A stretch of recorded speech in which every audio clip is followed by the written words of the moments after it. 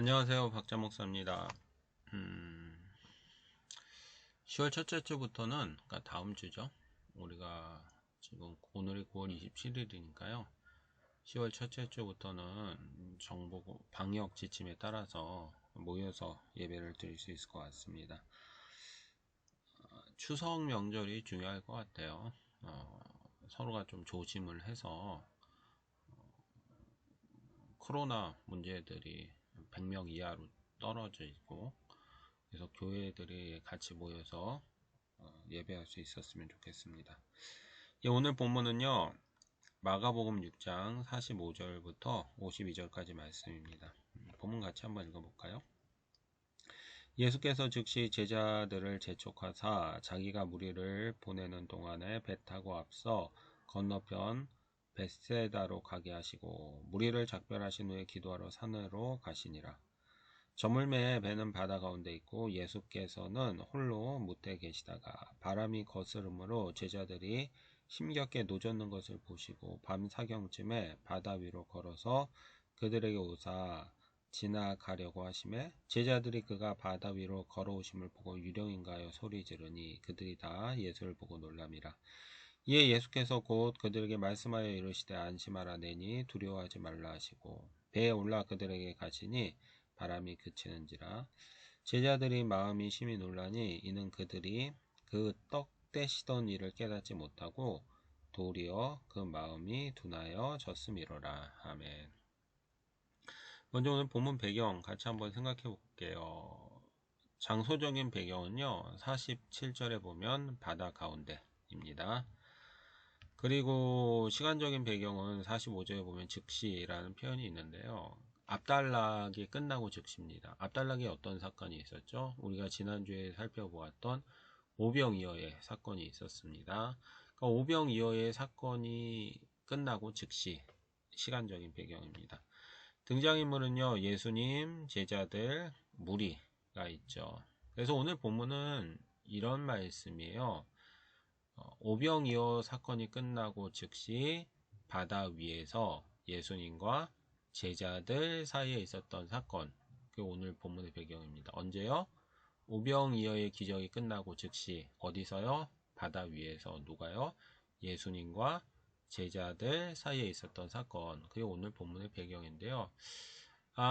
배경을 조금 더 구체적으로 이야기해보면 예수님은 무태에 계셨고 제자들은 바다 가운데 배 위에 있었습니다. 그런데 바람이 거세어서 배가 앞으로 나아가지 못하고 있었죠. 그때 예수님께서 바다를 걸어 배에 오시고 그리고 바람이 잠잠해진 사건, 그게 바로 오늘 본문의 내용입니다. 자, 이제 오늘 본문 통해서 먼저 하나님 찾기 해볼 텐데요. 우리가 이야기하듯이 성경에서 하나님은 어떤 분인가 하는 것을 발견하는 것은 굉장히 중요하고요. 그리고 복음서를 통해서 하나님이 어떤 분인가를 굉장히 풍성하게 발견할 수 있습니다. 먼저 본문에서 우리가 발견할 수 있는 하나님은요, 예수님의 삶의 목적은 자신의 욕심이 아니라 하나님의 뜻이었습니다 하는 것입니다. 우리 45절 말씀인데요, 목사님 읽어볼게요. 예수께서 즉시 제자들을 재촉하사 자기가 무리를 보내는 동안에 배 타고 앞서 건너편 벳세다로 가게 하시고. 아멘. 여러분, 지금 우리가 시간적인 배경을 할 때 이게 오병이어의 사건이 끝난 바로 그 직후라고 얘기를 했잖아요. 그런데 예수님을 보세요. 굉장히 서두릅니다. 특별히 이 두 표현이 있어요. 즉시라는 단어, 재촉하사라는 단어. 예수님께서 제자들을 지금 다른 지역으로 보내려고 하시는데 즉시 재촉하사 그들을 보내고 계시는 것이죠. 매우 서두르고 계시는 거예요. 예수님께서 왜 이렇게 서두르실까요? 이게 그 배경이 있습니다. 지금 마가복음에서는 오병이어의 사건이 예수님께서 떡을 나눠주시고 끝났지만 다른 복음서에서는 좀 더 이야기가 있는데 떡을 얻어먹은 사람 무리들이 예수님을 왕으로 삼고자 했어요. 근데 그들의 입장에선 굉장히 당연하지 않았겠어요? 그들은 하루하루 먹고 사는 게 힘든 사람들이었거든요. 그런데 예수님께서는 5개의 떡 덩어리와 2마리의 물고기로 5천 명이 넘는 사람들을 먹이신 거죠. 그 모습을 보면서 사람들이 생각한 거예요. 아, 저분이 우리의 왕이 된다면 먹는 거는 고민하지 않아도 되겠구나. 그러면 저분을 왕으로 삼자. 이렇게 무리들이 반응을 했던 것이죠. 그러자 예수님께서는 어떻게 하십니까? 서둘러서 제자들을 다른 곳으로 보내세요. 왜요? 예수님의 삶의 목적은 성공 혹은 자신의 욕심이 아니라 하나님의 뜻이었기 때문입니다 하는 것이에요. 예수님의 삶의 목적이 성공이었다면 예수님께서는 그 자리를 떠나지 않으셨을 거예요. 그리고 오히려 그 사람들에게 반응해서 그 사람들의 왕이 되셨겠죠. 여러분, 성공의 최고 정점이 뭡니까? 왕이 되는 거 아니겠어요? 왕이야말로 가장 큰 권력과 지배력을 가지는 성공의 최고 정점이 아닙니까? 그런데 예수님께서는 오히려 그 자리를 서둘러서 떠나십니다. 왜냐하면 예수님의 삶의 목적은 자신의 욕심이 아니라 하나님의 뜻이었어요. 그리고 하나님의 뜻은 예수님께서 그 무리들의 왕이 되어서 육체적인 필요를 채워주는 것이 아니라 예수님께서는 온 세상의 왕이 되셔서 그들 위해서 대신 죽어주심으로 그들의 육체적인 필요와 영적인 필요를 채워주시는 것, 그것이 하나님의 뜻이었기 때문에 예수님께서는 45절처럼 즉시 재촉하사 그 자리를 떠나고 계시는 것이죠. 우리가 본문에서 예수님 찾기의 첫 번째 이것입니다. 예수님의 삶의 목적은 자신의 성공 그리고 자신의 욕심이 아니라 하나님의 뜻이었습니다 하는 것이죠. 여러분, 예수님 믿지 않는 사람들의 삶의 목적은 자신의 욕심 그리고 자신의 성공이에요. 자신이 원하는 것, 하고 싶은 것들, 되고 싶은 것들, 그것들이 자신의 삶의 목적이죠. 그러나 예수님을 믿는 사람들은 그렇지 않습니다. 왜냐하면 나는 우연히 이 세상에 존재하는 것이 아니라 하나님의 나를 창조하셨고 그리고 하나님께서 나를 향한 기대와 목적들이 계시다는 것을 알기 때문에 나의 욕심을 위해서 사는 것이 아니라 하나님의 뜻대로 사는 것, 그것이 바로 그리스도인의 삶인 것이죠. 그래 오늘 우리가 단지 우리의 욕심 그리고 성공을 위해서 살아가는 것이 아니라 하나님의 뜻들을 위해서 살아갈 수 있는 우리 청소년들 됐으면 좋겠어요. 예수님 찾기 두 번째는요, 이거예요. 예수님은 삶의 목적이 자신의 욕심이 아니라 하나님의 뜻이었고, 그리고 그것을 단지 목적으로 생각만 할 뿐만 아니라 실제로 그렇게 사셨단 말이에요. 그럼 어떻게 그러셨을까 하는 것이죠. 여러분, 우리가 그리스도인이라면 그래 우리의 삶의 목적은 우리의 욕심이 아니에요. 우리의 성공이 아니에요. 하나님의 뜻이에요. 라고 반응할 수 있어요. 그러나 실제로 그렇게 사는 것은 너무 어렵습니다. 왜냐하면 예수님의 뜻을 우리의 삶의 목적으로 삼아서 살기 위해서는 자기를 부인하고 많은 것들을 포기하고 살아야 하기 때문이죠. 그럼에도 불구하고 예수님께서는 실제로 그런 삶을 사셨단 말이에요. 그렇다면 예수님께서는 어떻게 해서 그러셨을 수 있을까요? 46절입니다. 무리를 작별하신 후에 어디로 가셨어요? 기도하러 산으로 가시니라. 아멘. 예수님께서는 서둘러 제자들을 보내셨습니다. 그리고 모여있던 5천 명의 무리도 자신의 집들로 보내셨어요. 그리고 예수님께서 어떻게 하셨다고요? 기도하러 가셨다고요. 본문에서 예수님께서 무엇을 기도하셨는지는 말씀하지 않아요. 그래서 내용은 알 수 없습니다. 그러나 대부분의 학자들이 동의하는 내용은 바로 이거예요. 예수님께서는 그 기도의 자리에서 자신의 하나님의 뜻을 이루기 위해서 기도하셨을 것이다 라는 것이죠. 그 기도의 자리에서 하나님과 교제하고 그리고 하나님께서 자기에게 주신 뜻들을 다시 한번 되새기고 하나님과 대화하고 그랬기 때문에 예수님께서는 이 땅을 살면서 자신의 욕심이 아니라 하나님의 뜻을 이루는 삶을 사실 수 있었습니다 하는 것이죠. 오늘 우리가 본문에서 예수님 찾기 두 번째가 바로 이겁니다. 예수님은 기도하시는 분이셨고, 그리고 특별히 그 기도의 내용에서는 하나님의 뜻을 위한 삶, 그리고 자신에게 맡겨진 사명을 위한 삶을 위해서 기도했습니다 하는 것이죠. 여러분, 오늘 우리는 어떻습니까? 오늘 우리는 기도의 사람입니까? 그리스도인의 삶에서 빠지지 말아야 될 두 가지가 있다는 말씀과 기도예요. 말씀을 통해서 하나님께서 나에게 가르치시는 것이 무엇인지 깨닫고, 기도를 통해서 그 가르침에 응답하는 것, 그것이 바로 그리스도인의 삶입니다.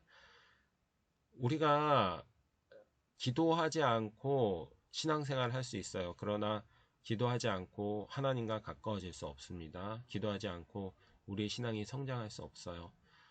기도하지 않고 신앙생활을 한다면 10년, 20년이 지나도 어린 아이의 신앙일 뿐입니다. 오늘 우리가 매일의 삶들 속에서 기도해야 합니다. 그리고 기도를 할 때는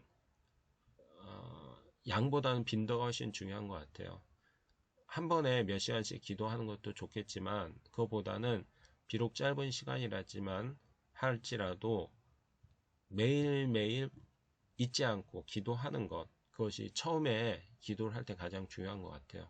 오늘 우리가 그런 기도의 모습들을 가졌으면 좋겠습니다. 그리고 기도의 내용에서 무엇보다도 포함되어야 될 것이 바로 예수님께서 우리에게 원하시는 삶이에요.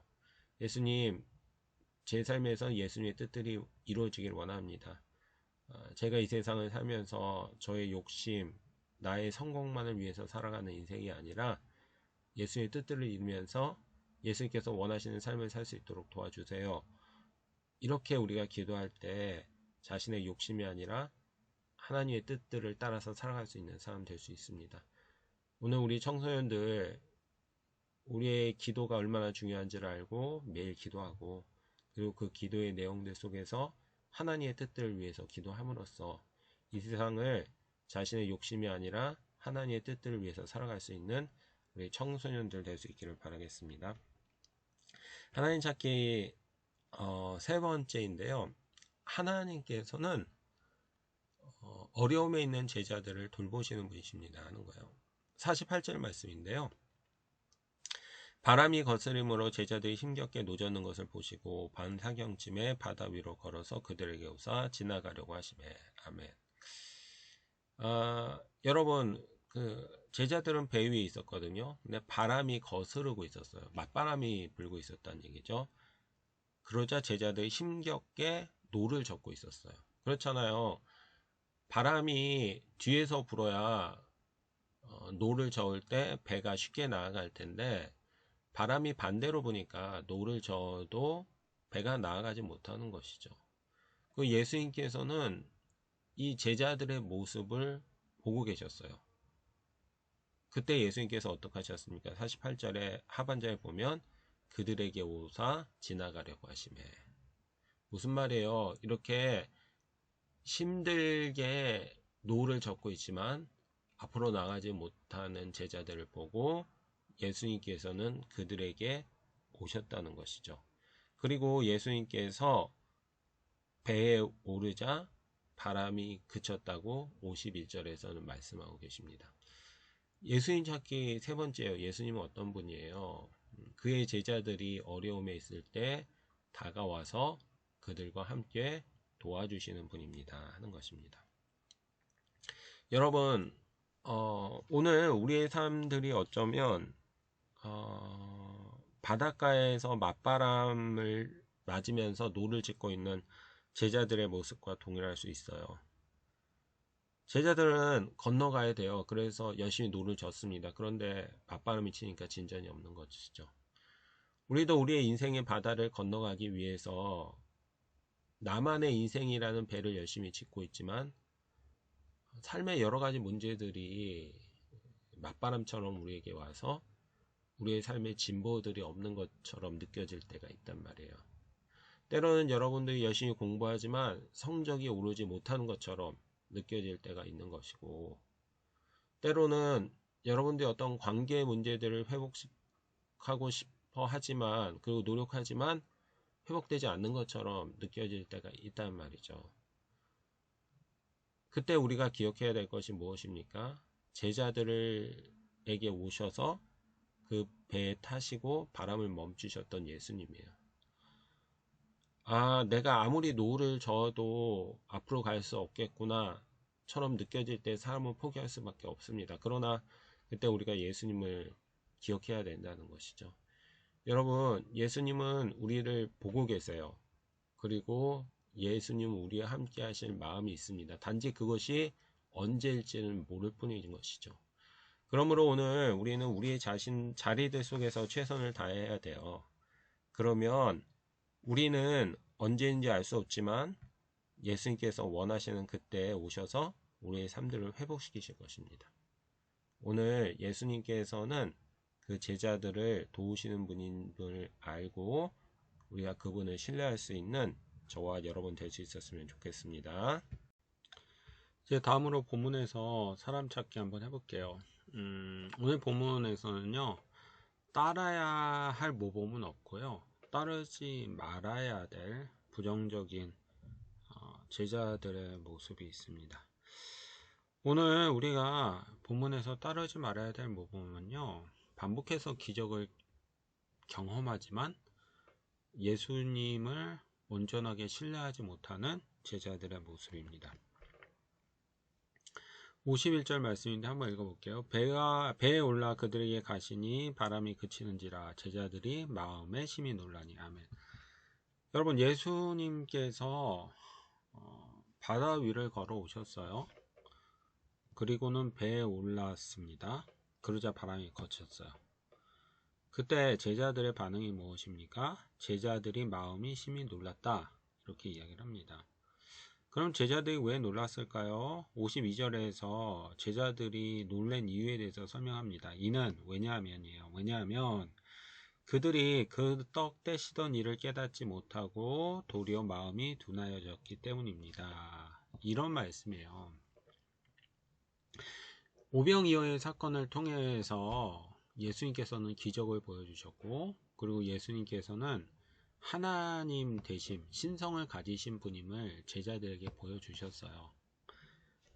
그리고 오병이어의 사건뿐만이 아니라 그 앞에 여러 가지 사건들, 병자를 고치고 귀신을 내어쫓고 심지어는 죽은 자를 살리는 그런 사건들을 통해서 예수님이 하나님 되심을 제자들에게 반복해서 보여줬단 말이에요. 그렇다면 제자들은 그렇구나, 예수님은 하나님의 아들이 되시는 분이구나 하고 깨달아야 되죠.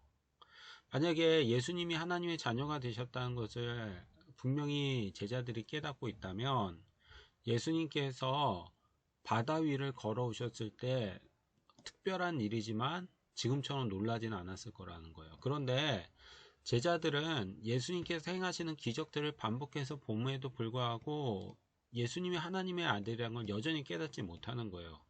그래서 지금도 바다 위를 걸어오시고 그리고 바람을 잠잠케 하시는 예수님을 보면서 놀랬다는 거죠. 왜냐하면 그 마음이 둔하여져서 예수님께서 하나님의 아들이라는 것을 알지 못했기 때문입니다 라고 이야기를 하고 있는 것이죠. 오늘 우리가 본문에서 마지막으로 생각하고 싶은 교훈이 이거예요. 예수님의 기적을 반복해서 보고 듣고 경험했지만 예수님의 하나님 되심을 깨닫지 못하고 있는 제자들의 모습입니다. 왜냐하면 그들의 마음이 둔하여졌기 때문이라는 거예요. 그 마음이 둔하여졌다는 것은 성경에서 강팍하다라는 표현을 쓰기도 하고요, 굳어있다라는 표현을 쓰기도 합니다. 그들의 마음이 닫혀 있었기 때문에 예수님의 기적을 통해서 예수님을 온전히 깨닫지 못하였습니다 라는 것이죠. 여러분, 오늘 우리의 마음들은 어떻습니까? 오늘 우리의 마음은 민감한 마음입니까? 아니면 둔한 마음입니까? 오늘 우리의 삶들도 그렇지 않나요? 오늘 우리의 삶들도 기적을 경험하는 건 아니지만 주일마다 예수님의 말씀을 듣습니다. 그렇다면 그 예수님의 말씀을 듣는 것들이 길어지면 길어질수록 어떻게 될까요? 하나님에 대해서 더 깊이 깨달아야 되지 않겠습니까? 그런데 우리가 예수님의 말씀을 반복해서 듣지만 하나님의 말씀을 깨닫지 못한다면 그리고 예수님이 어떤 분인지 분명히 우리가 알지 못한다면 그건 우리의 마음이 둔하여졌기 때문이고 굳어있기 때문이고 단단해 있기 때문이라는 것이죠. 여러분, 오늘 우리의 마음들은 어떻습니까? 민감한 마음입니까? 둔한 마음입니까? 열려있는 마음입니까? 닫혀있는 마음입니까? 좋은 마음입니까? 나쁜 마음입니까? 우리의 마음이 닫혀있다면, 둔하다면, 그 나쁜 마음이라면 하나님을 깨달을 수가 없어요. 먼저 우리가 좋은 마음들을 가지고 있어야 됩니다. 그래서 우리가 말씀을 듣고도 그 마음이 둔하여져서 깨닫지 못하는 것들이 아니라 그 말씀을 듣고 좋은 마음을 가지고 그 말씀을 받아들임으로써 우리가 시간이 지날수록 예수님에 대해서 하나님에 대해서 더 깊이 알고 신뢰하면서 살아갈 수 있는 저와 여러분이 됐으면 좋겠습니다. 예, 말씀을 마치려고 합니다. 오늘은 말씀이 좀 짧았죠. 예수님은 어떤 분인지 그리고 사람 찾기 우리가 따르지 말아야 될 모범에 대해서 생각을 해봤어요. 우리가 계속 해오고 있듯이 여러분이 말씀을 듣고 그치지 않았으면 좋겠습니다. 오늘 나누었던 것들 중에 도전받는 말씀을 찾았으면 좋겠어요. 그리고 그 말씀을 통해서 깨달은 점이 무엇인가를 생각해 보았으면 좋겠습니다. 그리고 그 말씀을 통해서 내 삶이 어떻게 변화되어야 될까를 한번 고민해 보았으면 좋겠고, 실제로 여러분의 삶들 속에서 말씀을 통해서 변화시켰으면 좋겠어요. 그래서 우리가 말씀을 듣고 그냥 잊어버리는 사람들이 아니라 말씀을 듣고 우리의 삶을 변화시키고 그만큼 예수님을 닮아가는 저와 여러분 될 수 있었으면 좋겠습니다. 우리 이 시간 같이 한번 기도할까요? 하나님 감사합니다. 오늘 저희들 이렇게 하나님의 말씀을 들었습니다. 하나님의 말씀을 듣고 잊어버린 어리석은 자가 되지 말게 하시고 하나님의 말씀을 듣고 깨닫게 하시고 그리고 그 말씀대로 우리의 삶들을 살아내게 하셔서 시간이 지날수록 예수님을 더 닮아가는 저희들 될 수 있도록 주께서 복을 내려 주시옵소서. 예수님은 특별히 자신의 욕심대로 사시는 것이 아니라 소명대로 살았고 그것은 기도할 때 그것이 가능함을 알게 되었습니다.